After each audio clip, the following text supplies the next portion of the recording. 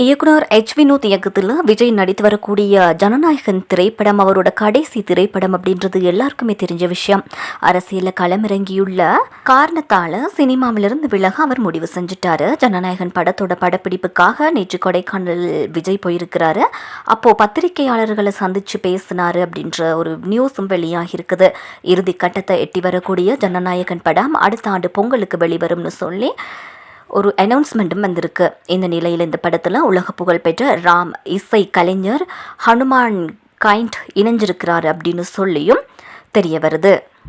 அனிருத் இசையில் இந்த படத்தில் உருவாகியுள்ள பாடல் ஒன்று ஹனுமான் கைண்ட் பாடியிருக்கிறாரு. இது குறித்து அவரே பேசியும் இருக்காரு. தளபதி விஜய்க்காக ஜனநாயகன் படத்தில் செம்ம ரேப் பாட்டு ஒன்று அனிருத் இசையில் பாடியிருக்கேன்னு அவர் சொல்லியிருக்கிறாரு. இன்னும் நிறைய ப்ரொஜெக்டுகளுக்காக சென்னை வருவேன், பல அதிரடி காத்திருக்கு அப்படின்னும் சொல்லியிருக்கிறாரு.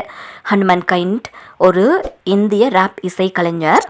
குறிப்பாக இவரோட பிக் டாக்ஸ் பாடல் உலக அளவில் பிரபலமும் அடைஞ்சிச்சு.